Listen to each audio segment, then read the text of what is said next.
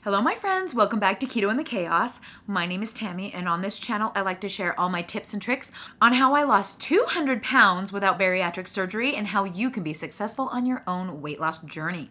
So if that's what you're looking for, don't forget to hit the subscribe button and ring the bell for more videos like this one to inspire you to get started.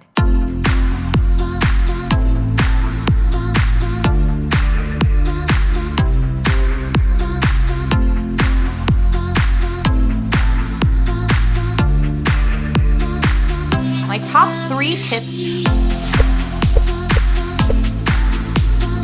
All right, everyone, welcome back. This is going to be an exciting video. I hope you guys are ready for this one.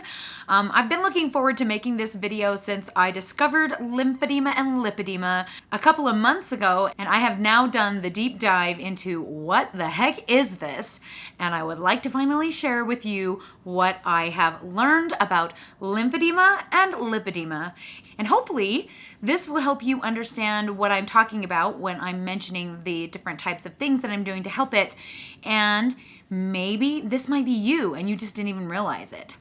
So first off, I'd like to share a little bit about my story. I just want to explain how I got to this place of researching lipedema and lymphedema. So I am a 47-year-old mother and I have 9 children. My oldest child is 26 years old and my baby is 6.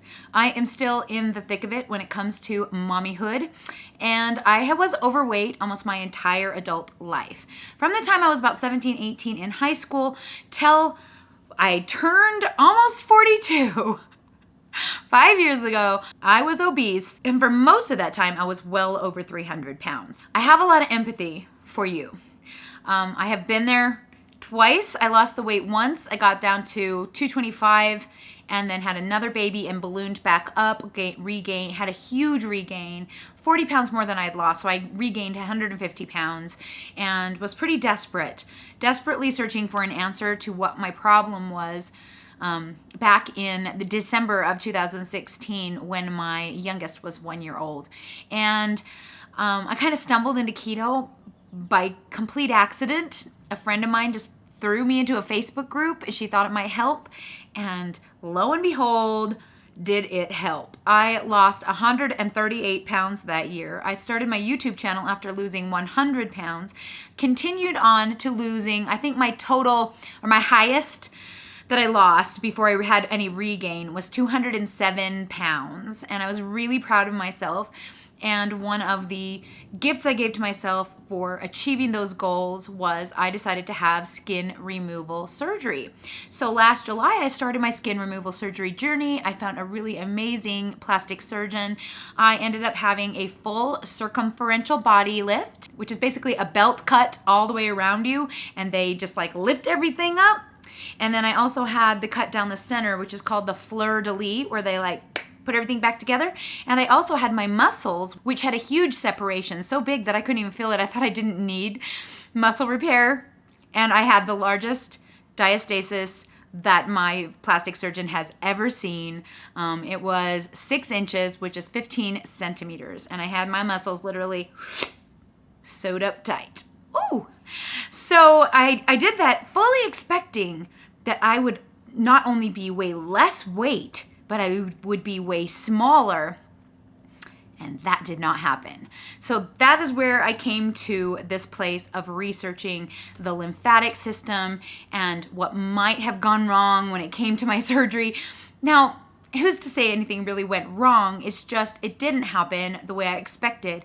It didn't happen the way most people's surgeries go, and I was just desperately searching for answers. After 11 months post-surgery, and I still had swelling in my legs, and I still wasn't getting the results that I wanted. I felt like I had gotten way bigger, so I was a size small before I went in for the surgery, and I am currently in a size large. So I did get bigger, and I wanted to know why.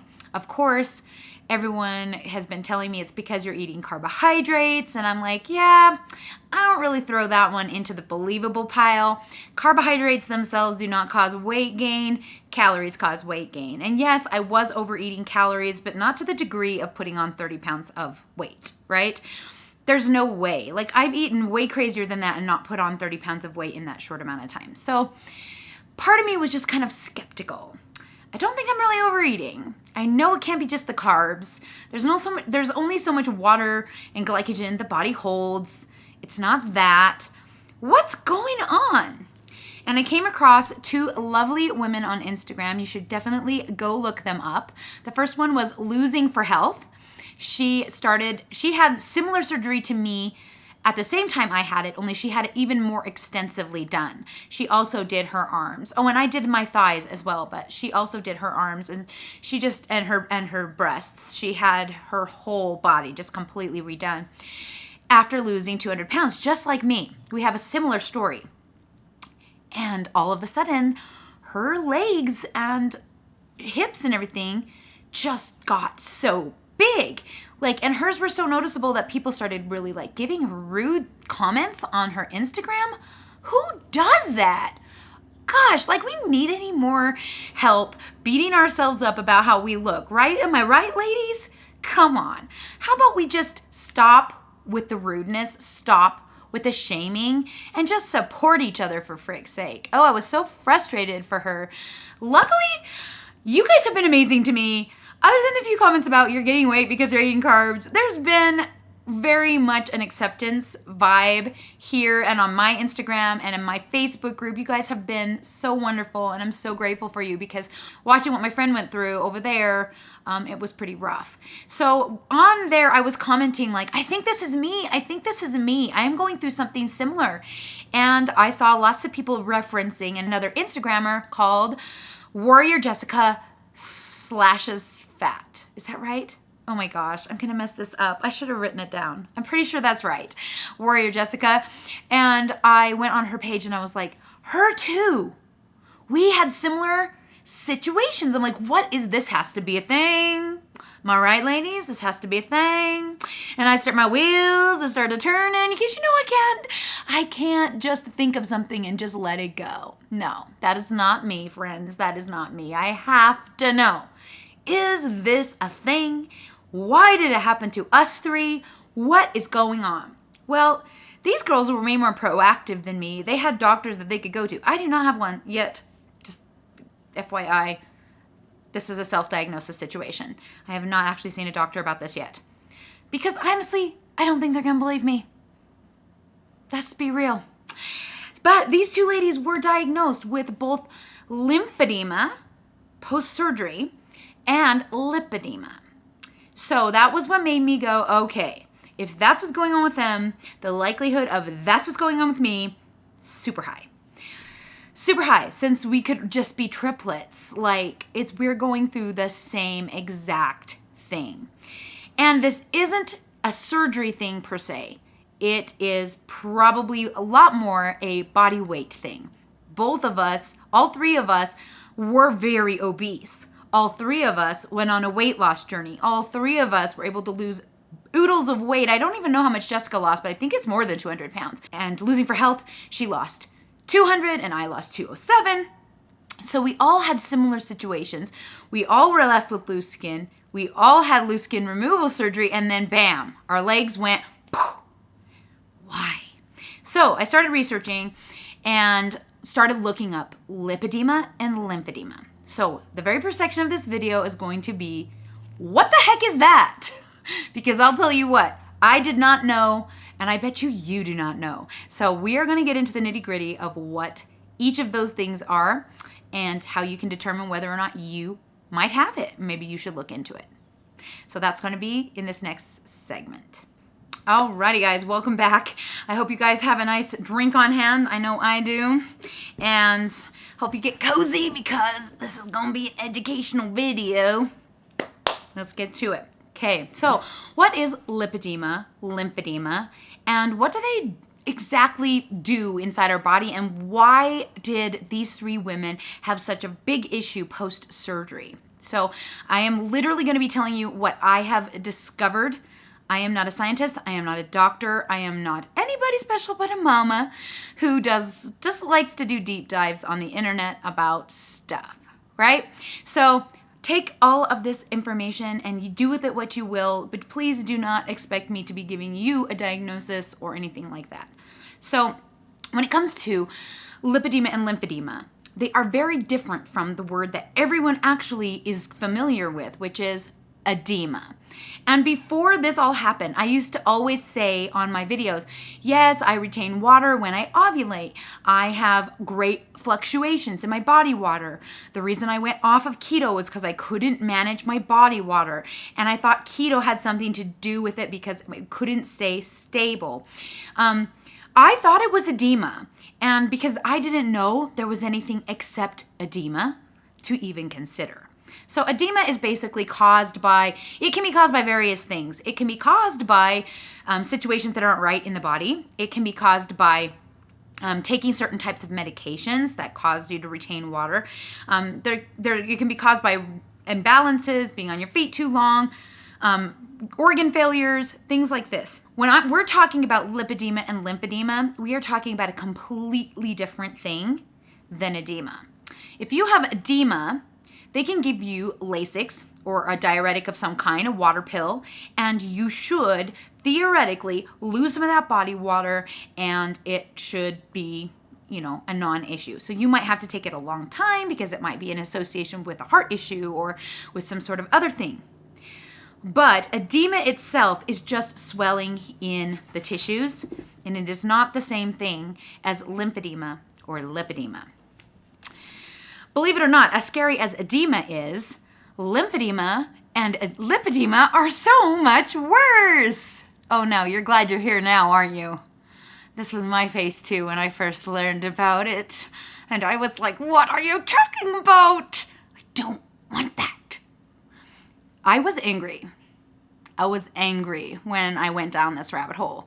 And that is part of the reason I haven't made a video about it, because I was frustrated.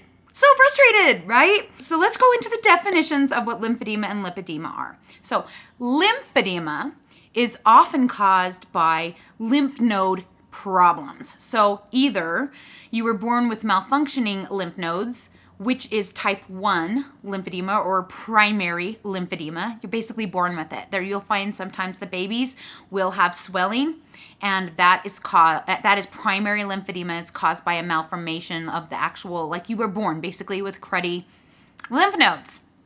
Who knew lymph nodes were so important? The second type of lymphedema is most often caused by a surgical reason. Most specifically, cancer, where they have to remove some of the lymph nodes because they've had cancer cells infiltrated into them. Now, there's a whole rabbit hole you can go down with lymphedema and cancer, and with lymph nodes and cancer and spreading of it, and whether or not they should be removed. And it's too much for me to deal with. I do not have cancer, at least not that I'm aware of, and so that is a rabbit hole for hopefully another day. Never. But that is what usually causes it, and it's usually one limb affected. So for example, if you were to have breast removal because of breast cancer and you had to have some of the lymph nodes removed in your armpit or over here, especially on the left side of the body, which is where your major lymph nodes are, you can get like a big swollen arm, hand. It can turn purple. It can weep. It can cause cellulitis and infections and all kinds of things. And your one arm will be bigger than your other. Or if your groin lymph nodes are damaged, your one leg can be bigger than the other. And usually with lymphedema, one limb is bigger than the other limb. That's the most often cause. But as we saw with these two ladies and possibly me, because I'm going to say possibly me because I haven't been officially diagnosed, though they were both diagnosed, the actual surgery of the tummy tuck caused a disruption in the lymph system, causing some lymphedema. Whether or not that lymphedema is permanent or not remains to be discovered, and whether or not that lymphedema is caused by actual damage to the lymph nodes or simply because we cut off all of the lymph, vessels all the way around, maybe it will re-heal and become better in the future with regards to the actual lymphedema. That is what I am praying and hoping for. That is where my brain is at right now, that my lymphedema, if I have it, is not permanent. Let's hope. If the lymph nodes are removed and they are causing issues with lymphedema and this big leg and things that you see, like sometimes an actual bug can cause it. Like if you've probably heard of like elephantitis that happens like in India, similar situation where you're bit multiple times by this certain kind of mosquito. I mean, I don't know all the stuff, but it's something to do with that. It is a problem with the lymph system where the lymph fluid gets backed up and can't drain through the lymph nodes. So that is what lymphedema is. So let us not confuse that with edema because it's a completely different thing, or lipedema, which is so not the same thing. And those two things, lymphedema and lipedema, or sometimes called lipoedema, are completely different things and they're different conditions. So the lymphedema has to do with the lymph system, the lymphatic nodes, vessels, etc. Lipedema has to do with your lipids, your fat system. And basically, it's when your fat just isn't normal. And that's just the easiest way to put it. I've read a lot of descriptions on like what it means, and most of the time they don't really have a real description of what it means or what it looks like or whatever, other than the stages that it comes in, what the ladies look like, what are the most common symptoms. But when you try and wrap your brain around like why it happens or what it is, it's just a thing that happens to a lot of women. And I mean a lot of women, 11%. Yeah, 11% of women. So the likelihood that you know somebody with lipedema is super high. And the fact that I didn't know I had it is shocking because the person who actually taught me keto had it. She had lipedema. And I thought because I wasn't super small on the top and big on the bottom that there's no way I could have it. Wrong. Bing, bing. Wrong. That is not always the case. So one thing I'm learning is that is the common presentation of lipedema. But basically what happens, they don't know why. They do postulate, hypothesize, or think, yes, I am not kidding, that it is caused by female hormone changes. Not an excess of estrogen or a decrease in estrogen. It's like all of the estrogen changes. So anytime that you go from stable to a different new normal, so for example, puberty, childbirth, breastfeeding, and perimenopause and menopause. That's my next step, and I haven't hit it yet, so I'm afraid. It's fine. So I keep telling myself, fine. So what happens is something with the lymph system is involved here. So it seems to be like the fat in lipedema, the lipedema fat tends to collect or keep lymph fluid near it to the point where the lymph fluid makes a fibrous coating around the little pocket of fat, thus making it practically impenetrable by diet and exercise. Who ever wants to hear that? Not me. No, not me. I did not want to hear that. If you want to see what an actual lipedema fat nodule looks like, and especially if you really love those like pimple popper videos, I hate those. But if you go on Instagram and you look up Dr. Lippy Poppy, you can either thank me or hate me. He specializes in liposuction for lipedema fat. And what it involves is using water inside the leg to kind of separate all the little things. And he has a little incision and he literally squeezes your leg and the little fat nodules pop out like popcorn. And he holds them in his little hand and he plays. Oh, it's disturbing. But if you love that kind of thing, it could be satisfying for you. So if you want to know what lipedema fat looks like compared to regular fat, which is regular fat looks like a spongy, smooth, you know, when you have people that hold up the muscle and the fat to show like how much 1 pound of muscle looks like and how much more space a pound of fat takes up. And it's just like that yellow, like blubby thing. If I can find a picture of it, I'll put it right here. Regular fat. Okay. It's more, and it can come out with a cannula. You can be like sucked up, with regular liposuction. Lipedema fat is little balls. They're like, I told Dave, I'm like, I swear, they're like Orbeez. They can be really, really small. And then if you get lymph fluid like stuck in your leg, like which is what happened to me, they may swell up and go like Orbeez. I may or may not be right about that. That's a hypothesis on my part. I am no scientist. I am no doctor. But it sure seems like that's what happened to me and to these other two girls on Instagram. And so lipedema basically means you have abnormal fat. So it shows up in your legs at the early stages like cellulite in the very beginning stages because it's just more bumpy. And if you happen to have it like me in your arms, it usually will hang really loosely. It will fold over the elbow. I should have wore a short sleeve shirt so I could show you, but it will hang over the elbow in the back. That's usually a pretty telltale sign that you have it. But if you feel inside, you can feel bumps, little like nodules. Some of them are small, like grains of rice. Some of them are big. Mine are now big in my arm. When I was losing weight before, I used to think that I had tumors because as my fat decreased, I could feel these like frozen peas in my arms and in my stomach. And I was like, what the flip is that? And I thought it was fat cells that had filled up with water and were like firm because they were ready to have like a water whoosh. Now I know better. They were lipedema nodules. But did they go away? Yes. And so I wonder, maybe mine weren't like to the point where they couldn't be affected by diet and exercise? Maybe they still aren't. I don't know. But regardless, you can feel them in your skin. And when you press on them, it's tender. So like, I never really thought about it being painful because I was just overweight and I didn't think about that being painful. I don't know. Like some of these ladies describe extreme pain. I do not have extreme pain from this, but you can apparently have extreme pain from this. In fact, bruising easily and pain when touched lightly. Often people talk about a cat walking across their legs will hurt.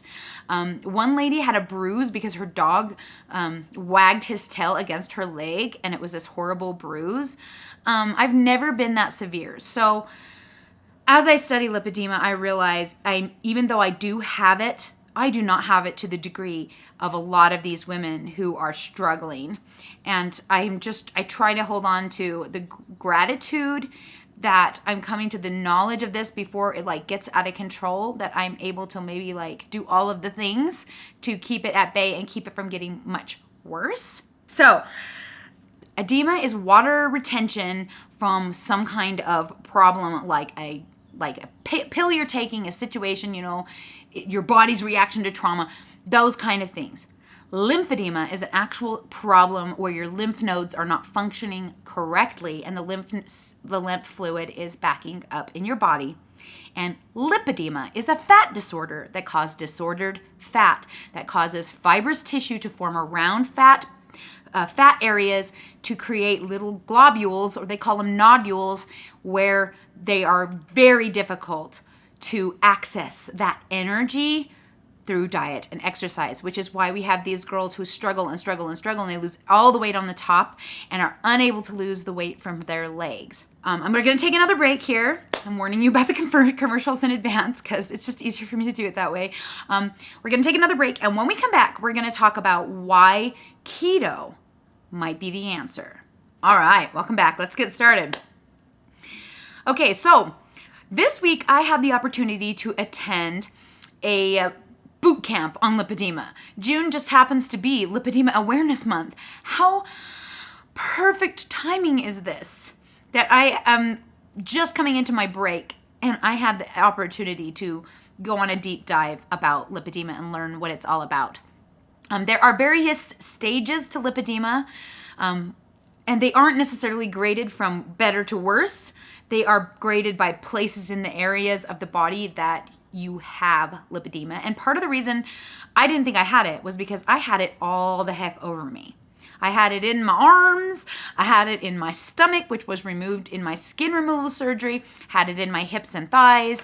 Actually have a picture of my thighs during the thigh lift where my thigh is cut open and you can actually see the lipedema nodules, and one of them has actually fallen out of my leg and is laying on the table. And I'm like, okay, well, there's proof. 100%. I've literally seen the inside of my thighs. Yay! So I have it in my thighs, and I can have the beginnings of it in my calves. I can feel the lumpy spots that hurt in my calves. It is causing me issues of pain in my knees as it's built up around my knees post-surgery. So I didn't know about lipedema before, and probably lipedema had a lot to do with why I gained weight so much all the time. Every time I had a baby, all my friends would lose a ton of weight while they were breastfeeding, and me, I would sit there and just go boom, boom, boom, boom, bigger. I would get bigger and bigger, and I couldn't ever diet because I always had supply issues with my milk for my babies, and I was super worried about doing a calorie deficit because I already struggled as it went. Now, I had 8 babies over the course of 22 years, and I was pregnant and or breastfeeding for almost the entirety of a 22-year span. So there really wasn't a lot of time for dieting. I did have the one time, but the reason I felt like I could diet was because my daughter, I had had such terrible supply that I'd actually weaned I had actually had to stop nursing at 6 months with that one daughter because of supply issues, and I was able to lose some weight in a completely different way of trying to find out like what is wrong with my milk supply. I went on a different diet. I went on, what did I do? I can't even remember, but it was like no sugar. So no sugar, no starchy vegetables, no carbs, no dairy, no nothing. I literally lived on chicken and greens, and that's how I lost that weight that first time. But as my milk supply did not improve, I started adding other things back in, and then when I got pregnant with my next child, literally within a couple of years, gained all of it back plus 40 pounds. That should not happen. I know I ate a lot of food, but I thought at the time, I'm like, this just it's not fair. It's not fair. And then when I was at the end of my rope, when I was in my desperate place, when I was researching surgeries, when I was dying, I couldn't even leave the house because I was having diarrhea all the time. And like, I would be afraid that I would, soil myself. I wouldn't be able to make it to a bathroom in time. It was really terrible. Like, I was in a very, very, very rough place. I got on my knees and I begged God, please help me. I need to know what I need to do. Do I need to get surgery? What do I need to do? I need to go on a crash diet. I need to do something. Something's got to give here, God. And I fell into keto. Someone put me into a Facebook group. I literally ate it up. And I lost a ton of weight. As we discussed in the beginning of the video, 138 pounds in a year, 207 pounds total loss over a period of 2-something years. And it was a miracle for me to the point where I wanted to share it with everybody. So I decided to start my YouTube channel, and I started doing all of these educational videos. And it's a long story, but this channel has evolved over time based on my personal story and my personal experiences. I got to the place where I was comfortable and I added carbs back into my diet, and I did fine for a whole year. I was maintaining at 2150 calories. I was eating the carbs that I wanted to. I was occasionally having a treat. I wasn't eating sugar every day, but I was eating like oats and gluten-free breads and things like that. I did find out that I was gluten intolerant through this whole entire thing. It gives me extreme pain in my stomach. Part of the reason I was having such stomach issues before starting keto. Keto fixed a lot of things, but I also thought that it fixed a lot of things for various reasons, being that it eliminated a lot of the foods that probably were like food allergies. Now, a lot of my kids have food allergies, so me having food allergies, I thought that was for sure what was going on, and I still think that food allergies has something to do with lipedema. Now, I'm no doctor and no scientist, and I don't even know how to start a double-blind epidemiological whatever study to figure that out. But it wouldn't surprise me if they end up finding out that food allergies has a lot to do with this situation. Why keto? I decided to read this book by Leslyn. She is one of the foremost researchers on lipedema. She is a major founder, part of the Lipedema Simplified group. I will link their website below. They have a big community called the Tribe, where they get together and they talk and they learn. These girls are way into studying about lipedema and they know way more than me. And so I picked up Leslyn's book before I ever got to go to their 3-day boot camp. And I was so excited to read this. Like, I was like, this is gonna have the answers. Spoiler alert. Nope, it didn't have the answers. In fact, I really hated this book, and I actually started crying and threw it when I got to a certain place in the book because I couldn't stand one more word of it. Now, that's nothing to say that Leslyn Keith isn't a brilliant researcher. I just find the book to have a lot of things in it that are not true. So she published this book last year. And I know that since this book came out, there have been more studies that she could have included in this book that she now has talked about. And she mentioned them in the Lipedema Simplified boot camp that we just had.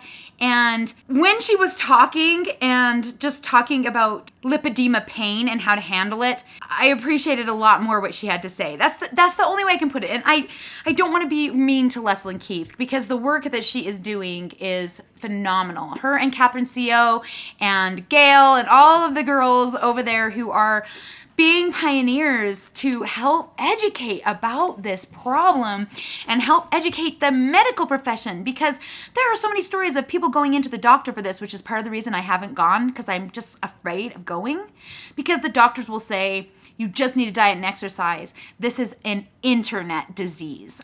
This is a made-up disease that women want to say they have so that they can not take responsibility for being overweight. As a person who has been super obese, I understand the pain of going to a doctor and being completely overlooked for any situation that you have to deal with or that you're searching for answers about because you are fat. So fat must be the cause of all your problems. Well, fat could be the cause of a lot of them, and that is true. And as I lost weight, I did have health improvements, okay? Losing weight is the number one thing you can do to improve your health. That is a fact. But shaming people by implying that they're making things up on the internet is not the way to do it. And I do want to be an advocate for the lipedema situation, okay? But I don't really fit in with the Lipedema Simplified family because I am a skeptic by nature and there's just not scientific proof yet. But I will tell you about what is hypothesized in the book. And I do mean hypothesized. Luckily, Leslyn does say, it may be this, we believe it might be that, it's hypothesized that this, right? Which is great because you definitely shouldn't open this and say, studies have shown, blah, blah, blah, blah, blah, when they haven't. Or when we're cherry picking a little bit here and there to say that that's the cause. Number one reason I think that keto really, really helps with lipedema is it reduces pain. Now, they're saying that it reduces pain because it's anti-inflammatory. That one, I'm still a little skeptical on. Number one, because it's just inflammatory foods haven't really been proven to be a thing. Now, maybe with people with lipedema, it's a different story. And I've never had my markers checked, so I really don't know for sure if I had inflammation issues. Now, food allergies, that I can stand behind. And food sensitivities, sure. Causing inflammation because those things are happening, yes. And keto, especially if you do it like Westman page 4 or really just like carnivore, if you're like going all in, keto is basically, it's hypoallergenic. You can't be allergic to it, right? Especially if you go all the way down to like meat and water. You start over, you eliminate everything and you start over and you add things in a little bit to see what you can tolerate, which is kind of what I did, right? So I started with keto, clean keto at the very beginning. So I just did vegetables, meat, cheeses. I didn't do artificial sweeteners except aspartame. I did not ever give up my Coke Zero, and I shall never. Sorry, guys. It's just never going to happen. And I know that the lipedema community would me about that, but it's just, it doesn't do anything to me, okay? It doesn't do anything to me. If it does something to you, don't drink it, but it doesn't do anything to me. And that is also a piece of the puzzle, is that everybody's physiology is slightly different. Not everyone is allergic to peanuts, right? But there are peanut allergy people. And so, whereas our bodies all do function a similar way, we do have differences within that framework that causes us to be able to do, some people do something, other people will do another thing, and they will get different results, and they will get better results, or whatever, that kind of thing. So anti-inflammatory or hypoallergenic or whatever it is, it reduces pain. It also reduces body water.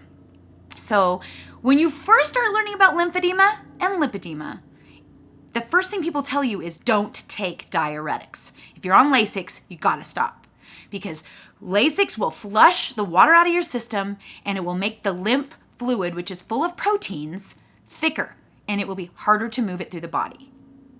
So my whole brain went, oh, well then keto is not the answer, because keto in and of itself, because there's not as much insulin producing and we're not storing glycogen in the muscles, we flush body water. A lot of it. More than diuretics, in my opinion. Why does that not cause the lymph fluid to gum up? This is the question I just can't get out of my brain. I asked every single keto guru that Lipedema Simplified had available. I drove them crazy. They probably thought I was a crackpot. But I just really wanted to know the answer, and no one even could understand the question, let alone give me a proper answer. One of their doctors from Mexico, was Dr. Carlos from Mexico, gave a postulation, a hypothesis that he thought might have the point, might make the point. And he did finally understand the question after I asked it like 3 or 4 different ways. Apparently no one thinks keto is diuretic but me. Like, does not anyone else feel desiccated when they're on keto? I literally feel like I'm dried up prune. Everything. It's what people do when they go on stage for like bodybuilding competitions. It's what boxers do to make weight, right? Suck off all the body water by eating low carb. This is not news, and yet all of them seem to have not a clue what I was talking about. They were like, huh? And then they would go into like keto flu, and I'm like, no. I understand keto flu.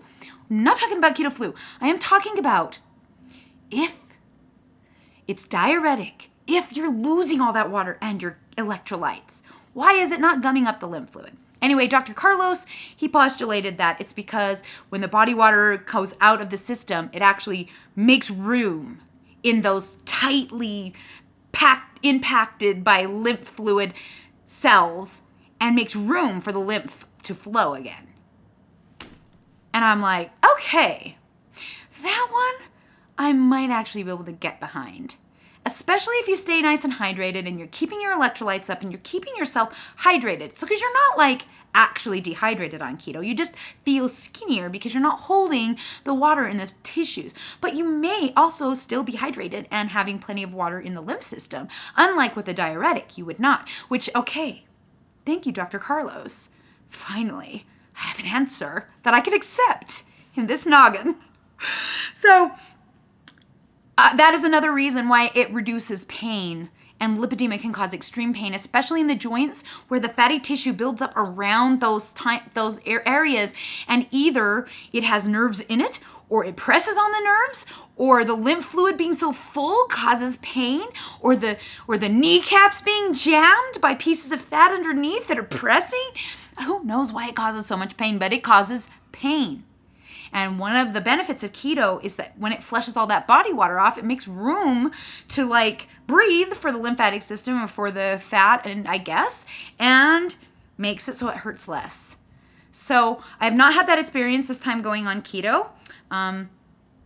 I'm still having the same amount of pain that I was having pre-keto, but my pain is not significant like these other people. Also, I wasn't eating the inflammatory foods that bother me because I've discovered a lot of my food allergies and wasn't eating them before I went keto. And so probably that has a lot to do with it. Okay, then they have studied the lymphatic system in animals, and they have found in rats that when a rat consumes a high-fat diet, their lymph system flows more efficiently because it's like lubed up, I guess. Don't know, but it's rats. So there's only so much you can take from it. Maybe ours works the same. I don't know, but maybe there's something to that. Who knows? Another thing that they postulate or hypothesized is, I gotta read it because it's too much science, okay? Lowering carbs may inhibit mTOR protein, which stimulates cell growth.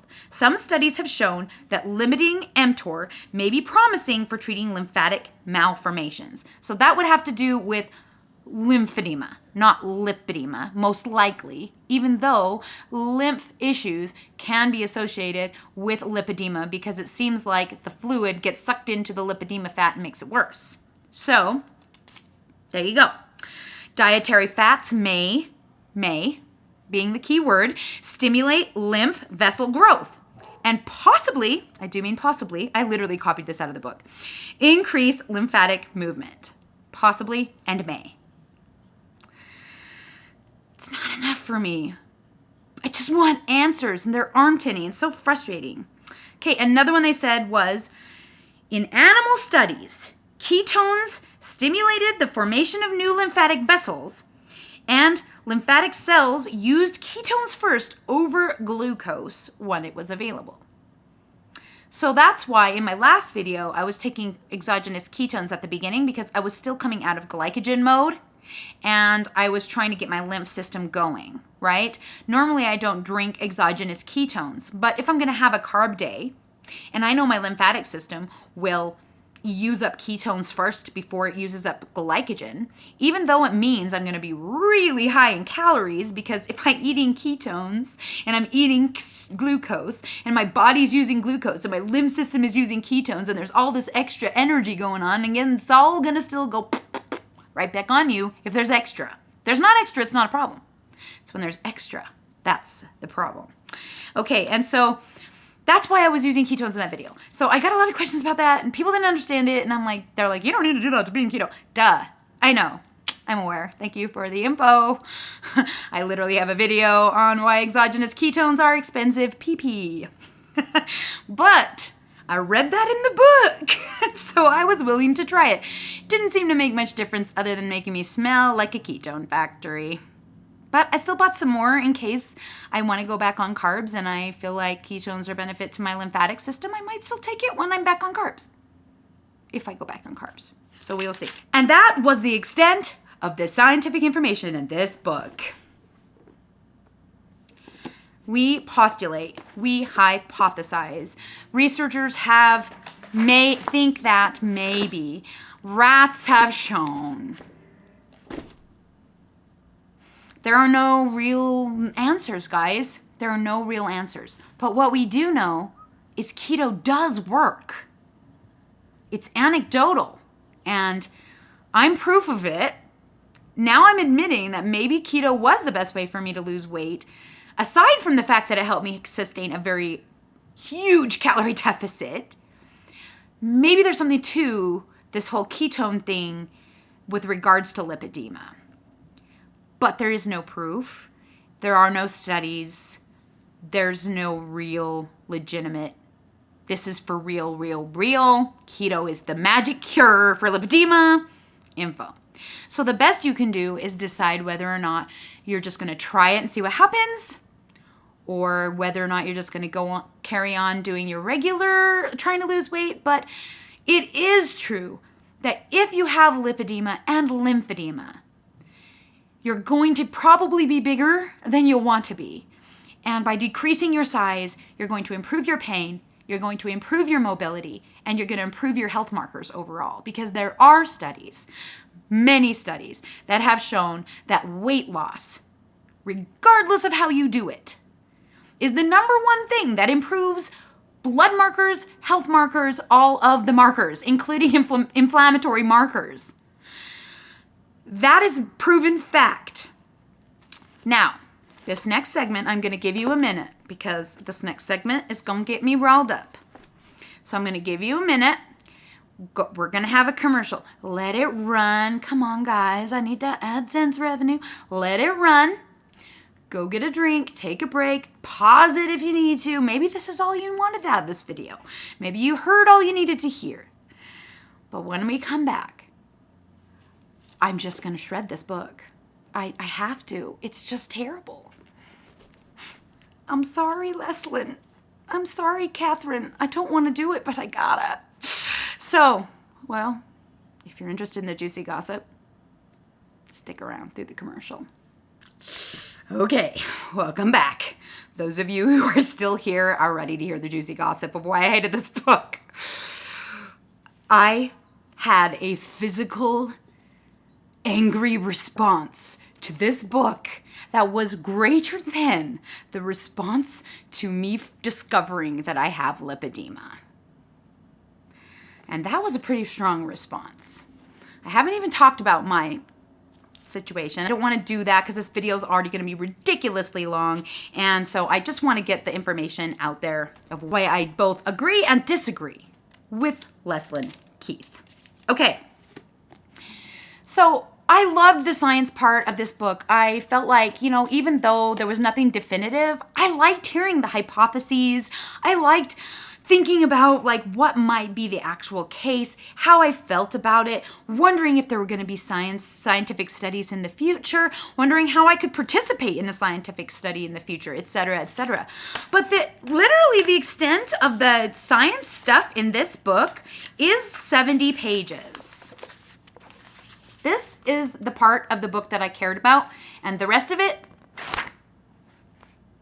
just don't bother. It's not worth it. If you can get like the e-copy and just read this part, that's the only part that I could support in this book.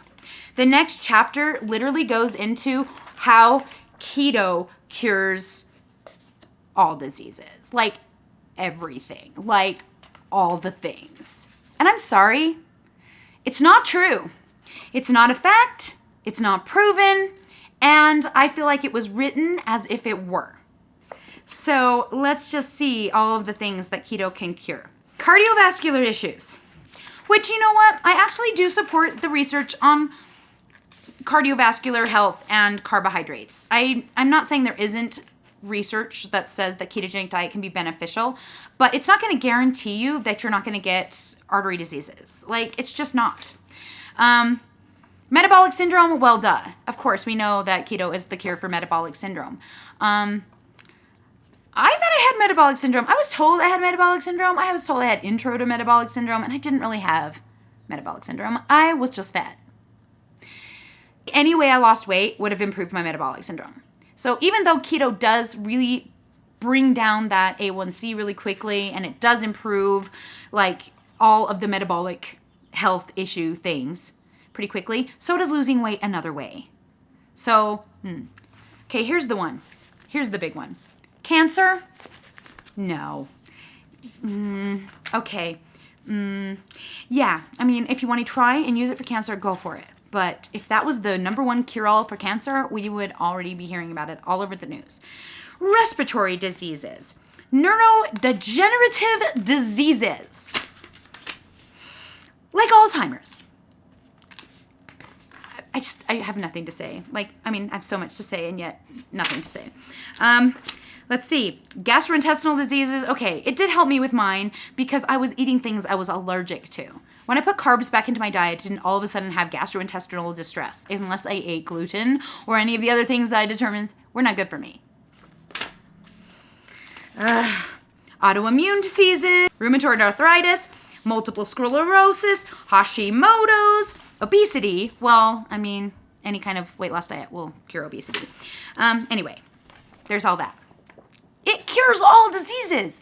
I'm sorry. When a person comes and says that a certain way of eating is going to cure all diseases, it starts to sound evangelical. And it starts to be, this is where I started to be skeptical. It feels very cultish. I don't know the word. It's just, it feels like you're trying to convince me that keto is the only way, and it's the true way, and it's the way. You must do keto.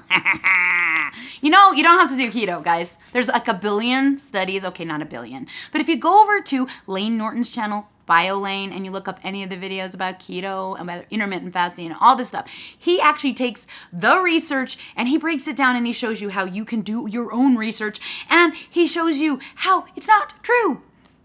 It's not true. You can lose weight on any diet. And when you lose weight on any diet, your markers are going to improve. That's what happens when you lose weight, because being obese is not good for you. Okay, and then the next chapter is where she proceeds to shred every diet known to man except keto and explain why keto, even carnivore, is the one and true and only way to live. Sorry, but no. No, no, no. I mean, she has this chart in here. I'm dying over this. So she tries to convince you that these have, I don't know if you can see it, right there, okay? So it says, spectrum of diet comparisons benefit to the lymphatic system. To the left is the very less beneficial, and to the right is the more beneficial to the lymphatic system. How does she know this? She doesn't. No one does. It's not proven science. It's anecdotal science. Yeah, maybe it's true, but it's not a fact. So you can't put it in here like a chart and say, this is bad, this is good, because that's what we believe and you must believe what we believe. No, I hate that. That is not the way we teach people about keto, okay? Keto can work. And if you can do it, it will probably work for you because it's freaking awesome. It's a really easy way to lose weight. But it's also not the only way. And when you start shredding everybody else to prove your point, it's starting to feel very political and religious. Evangelical. Okay? So on the left, less beneficial. Of course, she's got the vegans. Vegans, vegetarians, standard American diet. Then in the very center, the Mediterranean diet. Then paleo, low-carb ketogenic. And of course, she puts low-carb and ketogenic together, which they're totally different things. Not even the same thing. And carnivore as the most beneficial way to eat with lymphatic issues. Okay, show me the science, Leslyn. Prove it. You didn't prove it up here in the front. You did not prove it well enough for me to fall for this in the back. Now, I lost 200 pounds on keto and I'm a keto advocate and coach. If I'm skeptical, that's saying a lot. That's saying a lot. Anyway, she proceeds to shred all of the diets and why they're terrible. Blah, blah, blah. I hardly read that part. I would skim read, you know, and be like, oh, roll my eyes. Oh, roll my eyes. Ah, I can't stand it. But the moment that she lost all credibility for me, where I literally wanted to chuck this book at the wall, is her section on calories in, calories out, which is this little square on page 112, right here. That is the whole thing. And it is an anecdotal note. It says, I recently received this disheartening note. There is one physical situation that is really annoying me. I can't get rid of my blubber. I exercise 5 or 6 days a week. I'm now using a rowing machine. I was using my bicycle on a stationary roller, and that wasn't working after 2 or 3 years, so I switched to a rowing machine. However, I have been doing it for almost 4 months, and still no change. I eat what I think is well, and only 2 meals a day. I think I'll switch to 1 meal a day and keep rowing. That way my body will have to eat the blubber to get the fuel it needs for the exercise. At least, I hope that's how it works. This is an example of someone who believes. Again, the religious. This is an example of someone who believes in calories in, calories out, CICO, as a strategy for losing weight. CICO is not an approach to losing weight. It is simply a description.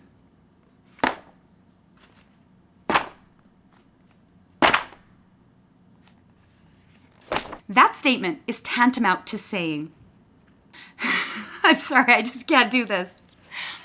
That person who believes in gravity as a strategy for staying on the ground, it isn't an approach to staying on the ground.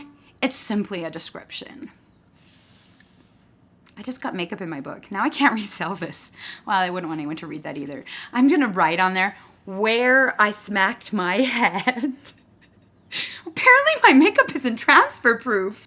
Gosh dang it, Age Perfect Radium Serum. You are not transfer proof even with Urban Decay over the top.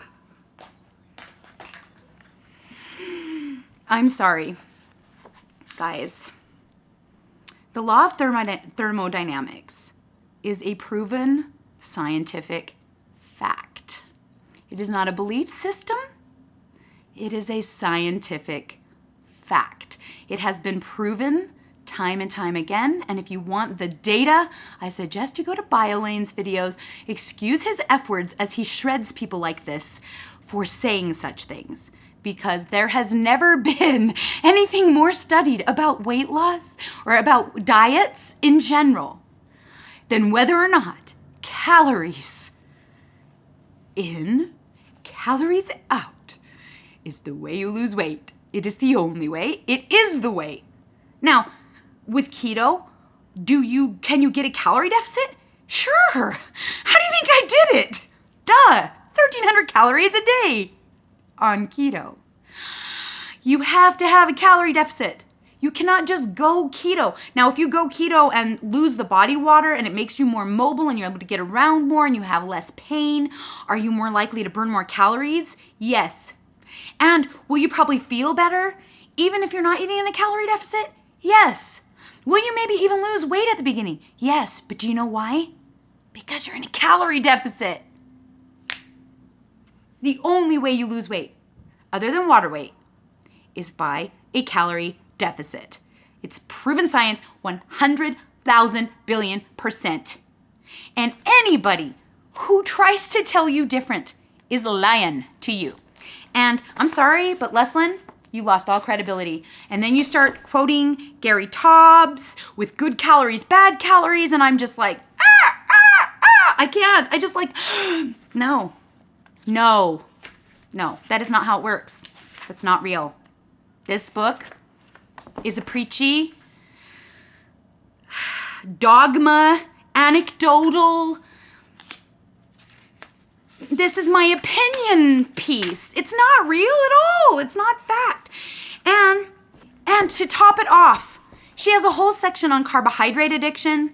Now, I'm not saying that you can't be addicted to ice cream and donut. I mean, who doesn't love eating that stuff? And yes, it does stimulate your endorphins. It does make you feel happier. And it is part of the reason we stress eat and we emotionally eat and stuff like that. And to fix those problems, we need to do it here, not here.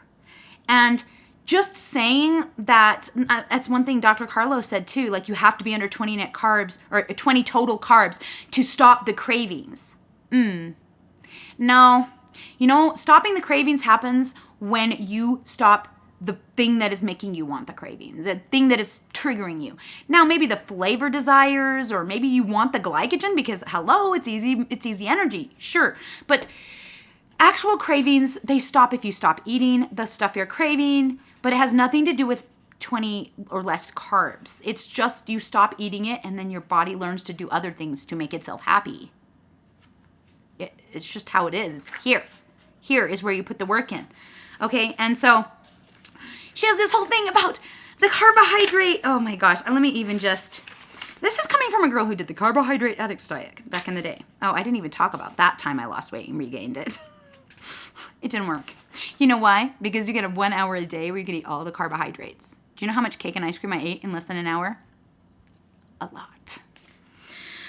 She quotes Dr. Siwis, who is one of the most dogma, anecdotal, made up, cherry picker, not real keto gurus that ever walked the YouTubes. Don't listen to anything he says because it's all bunk. It's not true. It's not true. And the fact that she's quoting him alongside of a Westman, who actually is a legitimate doctor and scientist, and alongside Finney and Volek, who are legitimate scientists. Heck, if you want to learn about keto and what it can actually do, go to vertahealth.com to their blog and read all their articles and read their research studies because they actually are researching using a ketogenic diet. But the only thing they're over there trying to cure is metabolic syndrome and type 2 diabetes. They're not curing cancer.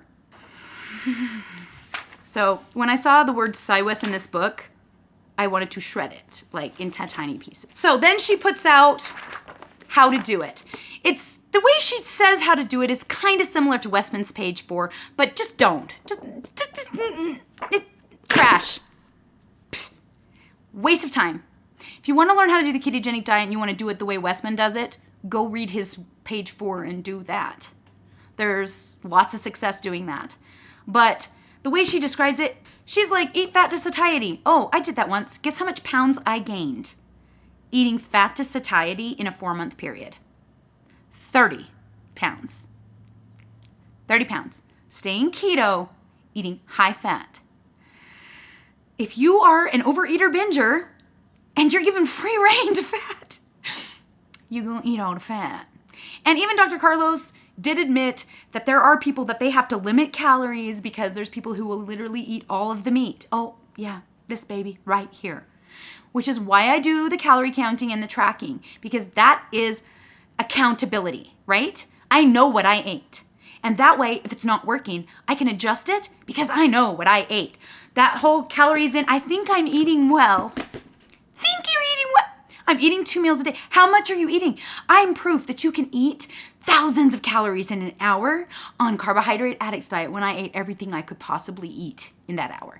If you're saving up your meal for the 2 meals you're eating or whatever, and you're just eating whatever you want and not tracking it, and you don't actually know what you're eating, how do you know? You're in a calorie deficit. You don't. Then she goes on to talk about keto flu and electrolytes. The number one thing that most keto gurus get wrong, except for Finney and Volek and maybe even Westman, is keto flu. Keto flu sucks. It sucks, and it can be avoided, but it is really hard to manage. And even me knowing that it's helping me lose weight and maybe helping the lipedema does not make managing my electrolytes easier. And in fact, I think my lipedema makes that harder because I swear my body is different than everybody else's. But she doesn't give amounts of electrolytes that you should be supplementing. For sodium, she says salt to taste. No.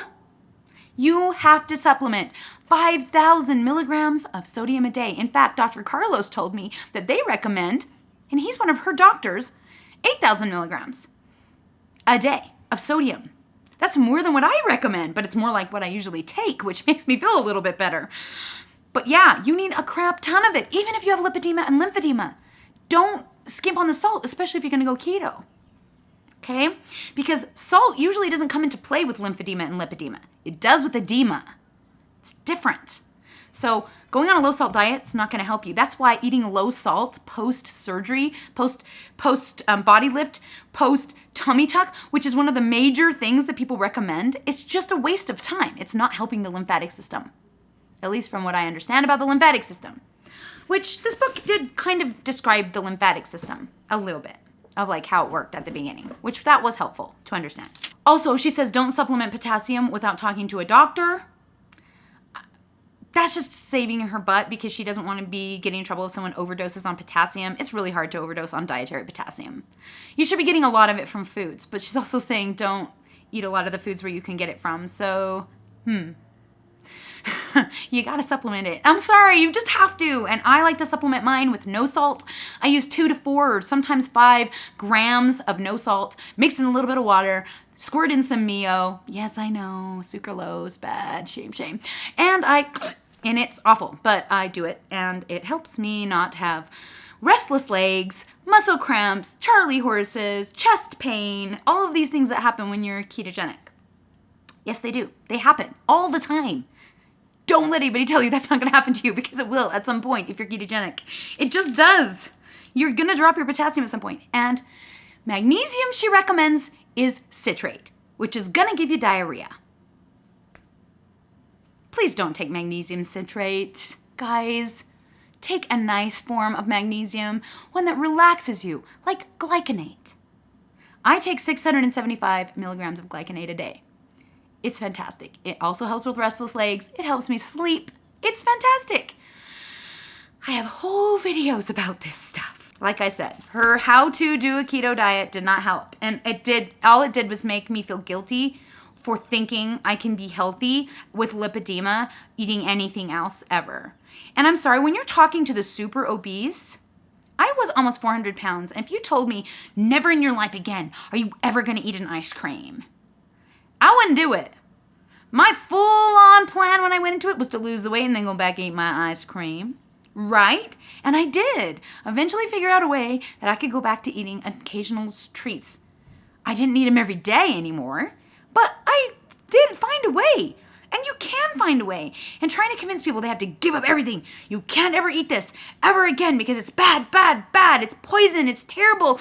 Like, no. It's food. Food does not have morality. There's no good food and bad food. There's no good calories and bad calories. Some foods have more calories. They taste good too. You can budget your calories however you want. There's people who lost weight eating solely Twinkies. Guys, carbohydrates are not poison, even if you have lipedema. Maybe they cause you to have more water retention. Maybe you need to do more compression. Maybe, if you're going to eat them, you need to be prepared for having to move a little bit more the next day and soak in some water. But they're not poison. They aren't going to make you gain 50 pounds overnight. That's not how it works. It's still calories in, calories out. The problem is that people will say, screw it. They don't see the results they want fast enough, and especially if they have lipedema and the lipedema just won't move, because really, it won't. They give up before they get enough benefit. Don't give up. Keep going. You're never going to fail, even if you choose to eat off plan today. Oh my gosh, why are we beating ourselves up for eating food? Stop it. Tomorrow is another day. If we get back on track and we just never say, screw it, I can't do this, and gain it all back like I did twice. I know, it's easily done. We will win if we just keep on trying. Keep on trying. So, I know this video is ridiculously long. I can't believe you guys are all still here. And I'm going to give you another commercial break now. And when I come back, we're going to talk about what you can do to improve lipedema. A lot of this will help with lymphedema too, but I'm really addressing lipedema because that's the fat disorder that I have and that a lot of you probably have. And so when we come back, I'm going to talk about what can you do, not what can't you do, what can you do to live with and improve your lipedema symptoms. Okay, whew, we're in the final stretch. I feel like I'm burning up and dying. Excuse my sweaty face. I don't want to have the AC on while I'm talking to you guys because it's loud. But I'm like, I've been talking to you for like an hour. It feels like a marathon. I'm like running a marathon over here. I'm smelling like the ketones. Whenever I sweat now, I smell like the ketones. Oh, another thing I don't really love about keto. Oh my heck, sorry about the hair. It's doing weird things. Okay. So this is the section on what can we do about lipedema. This is the one I wanted to know the most about, and I have learned so much. I've learned a lot from reading websites. I've learned a lot from joining Facebook groups. I've learned a lot by talking to other women who have lipedema. I learned so much going to the Lipedema Simplified 3-day boot camp, which was amazing and refreshing and wonderful, and I can't say enough good things about these guys. So even though I just literally shredded their #1 researcher, okay, it's not Siobhan Huggins, but I did shred Leslyn's book. Now, I don't shred Leslyn as a person. She's amazing. She really is a good researcher, and she really does know all the research that is out there. But the way she wrote this book is not the way I feel like is a good way to encourage someone with lipedema to try keto. I felt like it was very evangelical, and that's my main problem with it, is it's not based in science. It's based in scare tactics and stories and anecdotes and trying to convince you of something that may or may not actually be true. Okay, so what can we do? Well, you really can lose weight. #1 thing you can do to help your lipedema is to lose any body fat on you that's not lipedema fat. Now, we all know if you have lipedema, you're probably going to be really disappointed when you're on a weight loss journey and you lose your boobs and you keep your butt. We know the pain. We know the pain. That's why so many people are getting plastic surgery post weight loss, because they're refilling the saggy bags, right? Am I right? Why can't we have lipedema fat in our breasts? Come on, why? You would think that that would be the #1 place to keep it. But there are lots of images from old time cultures that show fertility type goddessy women having very large buttocks area. And apparently, when you have really a lot of body fat, lower extremities, it's actually not as bad for you as having it in your midsection, which is why these women were revered, because they had longevity and they could produce children and they were like the mamas of the place. So let's not be hard on ourselves when we have our gorgeous junk in the trunk. And guess what? It's in. Guys, I'm on tummy tuck boards, and the number one surgery that people do besides breast lift and tummy tuck is BBL. And that's when they suck out the fat around the midsection and shoot it into the butt. And some of these girls want to be as big as us lippy girls. Why? Why? Because it's sexy. It's sexy. So embrace your beauty. But losing weight, any way you can do it, is going to help you with your pain and your mobility and just feeling better about yourself, okay? It's not going to reduce your lipedema fat, most likely. There is some anecdotal evidence, as we discussed, that keto could help reduce lipedema fat. It did seem to do that for me, but I can only speak for myself that it worked for me, but I don't know how bad my lipedema really was. Maybe it's not as severe as other people's, because like I said, the lady who taught me, she really struggled and she was still very large on the bottom half, and it didn't seem to do anything for her, and she did the same thing I do. Exactly the same thing. In fact, she taught me how to do it. Hi, Brenda, if you're watching. And so obviously I am an exception, not the rule, but it's worth a try. And I have lots of videos here on my channel, and in the about section below, I have a Facebook group where I teach people and I support people on how to do this, what I am doing, this low calorie keto to lose weight. The second thing you can do is decongestive therapies. There's lots of different things. The very first one is the number one thing I should have done post-surgery, which everyone told me I should do, and I just kind of went, didn't think it was important because I did not understand the lymphatic system. It's manual lymphatic drainage massage.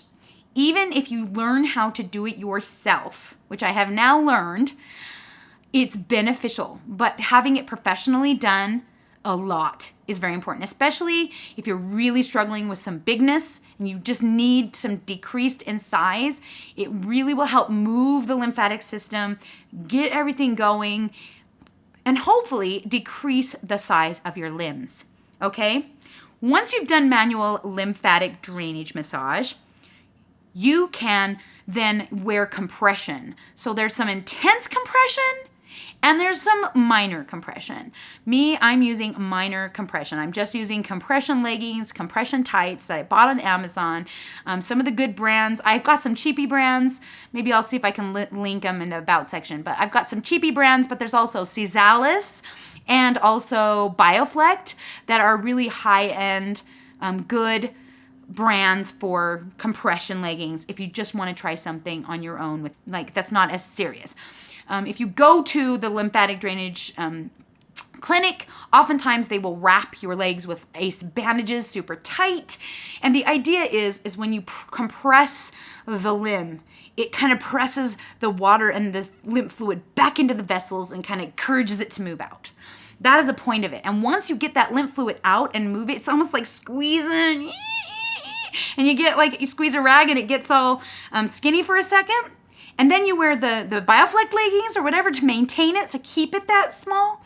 The problem is if you don't wear it, you just go back to where you started. And so the worst part about lipedema and lymphedema and the therapies that follow is that nothing actually cures it. It's just a management, and you can't ever stop doing it. You have to always do it. It has to become something you do every day. I literally met a lady on the Lipedema Simplified group. Her name was Carol. Hi, Carol, if you're watching. And she said she spends 4 hours in a pump machine a day to keep her lymphedema under control, right, and her lipedema. So what she's talking about is there's these companies, I do not have one of these, but it's like a full body like suit, and it squeezes you like a blood pressure cuff. And she has to do different areas of her body in order to get that fluid moving. So that is an extreme measure that you would probably want your insurance to cover, because the machines can be very expensive, like in the thousands. But after that, you still have to wear your compression during the day, your compression garments during the day. You have to keep the progress that you make. Otherwise, you're starting over. It's really, really awful, in my opinion. It's a pain. Okay, another thing that's very, very important, and there is actually a new study that shows that lipedema using lymphedema therapies, so these decongestive therapies and skincare and stuff like that, can actually have benefit on lipedema as well as lymphedema. That's why I'm suggesting to try these things, because it can decrease the size of your limb. The second one is skincare. In the study, they used a control group where the only thing they did was massage their legs with a skincare product. So like I use CeraVe lotion on mine, and all they did was massage, and their for 5 days, and their limbs decreased in size. So there's something to saying keeping the skin healthy so that it can't dry out and get cracked, because when you have lipedema and lymphedema, your likelihood of getting infections like cellulitis is super, super high. So you gotta keep your skin super healthy. Another thing you can do is movement. So me doing clogging and dancing and stuff, that's actually good for my lymphatic system. It's not just good for my heart, it's good for everything in my body. It's so good.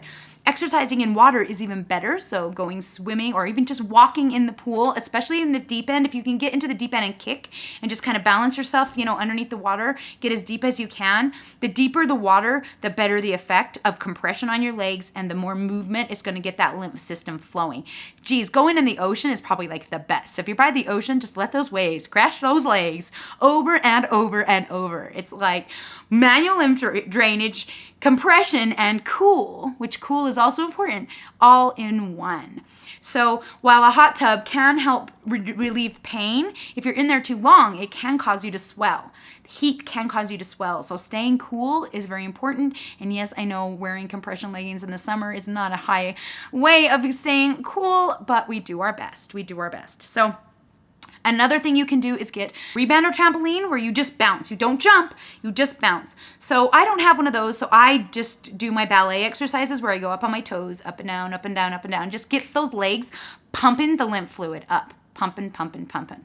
It can also help if you're doing that alongside manual lymph drainage and dry brushing, which also helps to move the lymph, though manual lymph drainage works better than dry brushing. Dry brushing does seem to help, especially if I have restless legs symptoms. It does seem to really calm my muscles down and get my lymph flowing a little better, but I've been doing it 2 months, and I really haven't seen any positive effects of just dry brushing. Vibration therapy. So either with a vibration gun or on a vibration plate, just moving your muscles and getting the fast twitch muscle to contract. So that's the idea of what you're doing. Hey, I hit 8,000 steps by going like this. Too much talking. Okay. Oh my gosh, I'm sweating. Oh my gosh, I'm swelling up here as we speak. I'm risking my lipedema legs for you guys right now. So if you're still here, thank you, thank you, thank you. Okay. The second to the last thing is supplementation. Now, they have a lot of supplements that they recommend, and the only one I've actually tried is I can't even pronounce it, guaifenesin, which is the main ingredient in Mucinex. And it's obvious what that does. It thins out all the fluids in your body. So thinning out your lymph fluid just makes sense. I take 600 milligrams twice a day in this time release format. I don't know if it helps or not, but it makes me feel better. I also take my vitamins like I always do, and vitamin D like I always do, and my sodium supplementation, and my potassium, and my magnesium like I always do.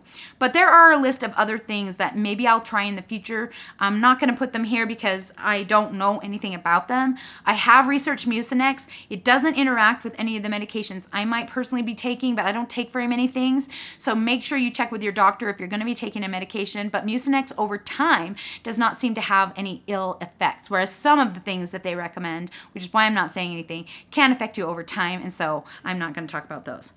But the only thing, and I don't want to depress you guys, I really don't, but literally the only thing that can actually get rid of lipedema fat is water-assisted liposuction. And this is not something you can do at your regular plastic surgeon. Most of them, I've never heard of lipedema or lymphedema, which is shocking to me.